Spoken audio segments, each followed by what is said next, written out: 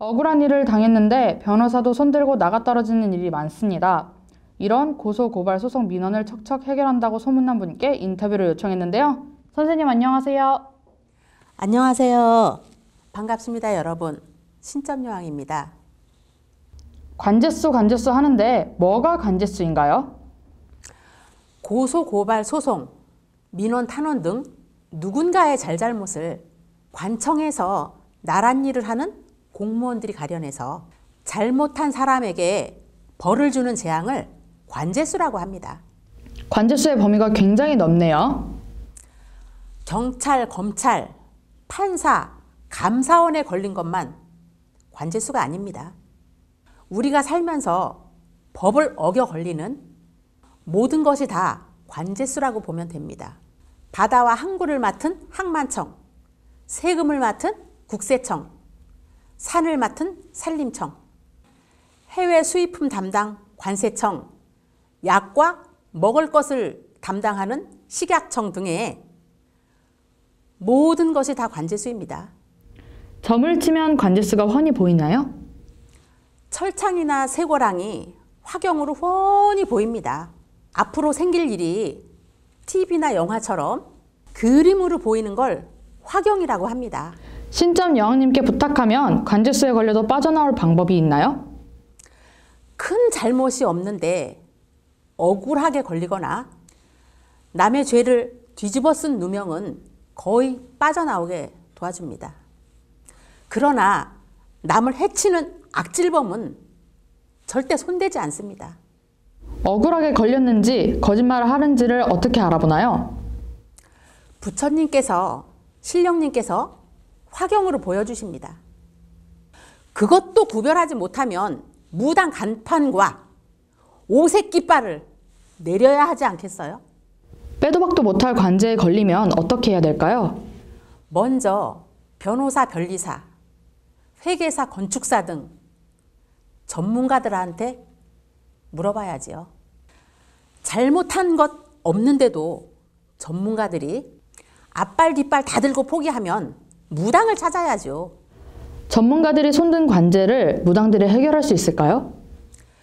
부처님과 신령님들은 신의 나라, 즉 영계에서 인간 세상을 내려다보고 계십니다.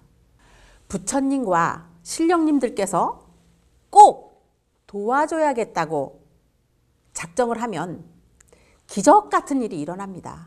관제에 걸렸다 기적적으로 빠져나온 일이 실제 있습니까? 많이 빠져나왔습니다. 한두 명이 아닙니다.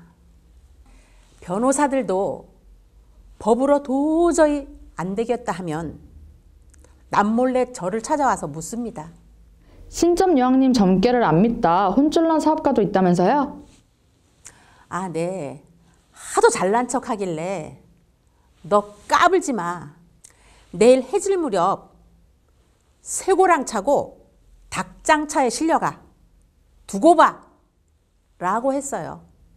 그런데 실제 경찰에게 끌려가서 깜빵에 갇혔지요.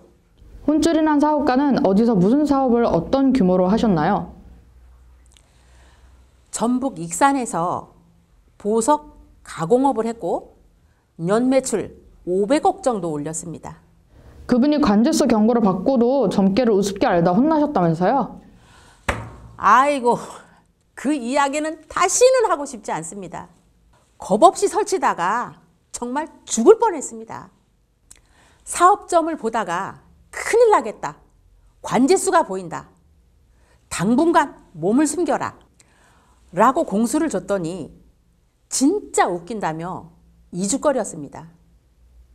오만방자한 모습을 본 제가 화난 목소리로 뭐? 웃긴다고 했어? 감히 어느 안전이라고 잘난 체를 해? 그렇게 소원이라면 콩밥 먹고 눈물 흘리게 해주지. 라는 호통을 쳐서 내쫓고는 대문 앞에 소금 한 바가지를 확 뿌렸습니다. 그 사업가는 얼마 후 불심 검문에 걸려 법정 구속됐습니다. 법정 구속된 다음 교도소에서 오래 살았나요? 아니요. 교도소까지 안 가고 풀려나왔습니다. 진심으로 잘못을 뉘우치길래 조건부 용서를 약속하고 도와줬습니다. 어떻게 구치소에서 빠져나와서 다시 사업을 했어요? 철장에 갇혀 닭똥 같은 눈물을 줄줄 흘리면서 경거망동을 반성했죠. 변호사도 억울한 줄 알지만 법적으로는 손쓸 방도가 없다고 포기했습니다. 죽을 죄를 지었지만 살려달라고 매달리더군요. 부처님과 신령님께 여쭈었더니 감방에서 3,000배를 3번 한 다음 변호사를 바꾸라고 하셨습니다. 무릎이 까져 피가 범벅이 되도록 3,000배를 마치고 나서 새 변호사를 보냈더군요. 풀려나면 매출액의 1%를 불우이웃 돕기에 꼭 쓰겠다는 인증을 받은 다음 관제 없애는 기도와 비방을 써서 기적처럼 풀려나도록 해주었습니다. 법망, 즉 법의 그물에 걸리지 않고 살려면 어떻게 해야 될까요?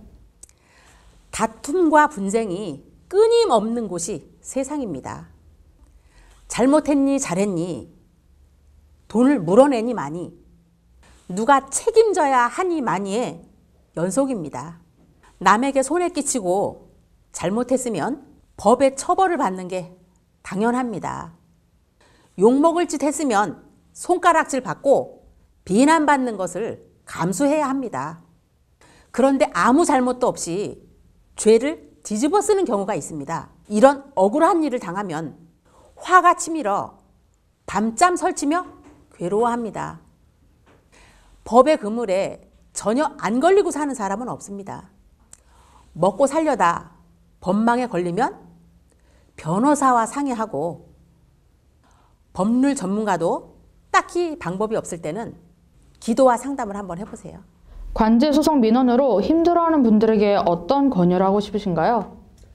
숨 쉬는 것 빼고는 뭐든지 걸면 걸리는 게 세상입니다.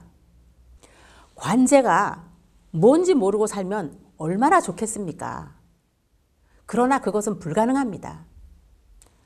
내 잘못이든 남의 잘못이든 크건 작건 잘했건 못했건 다툼이 생깁니다. 억울한 일을 당하거나 누명을 쓰면 관제 해결사 신점 여왕을 찾아오세요.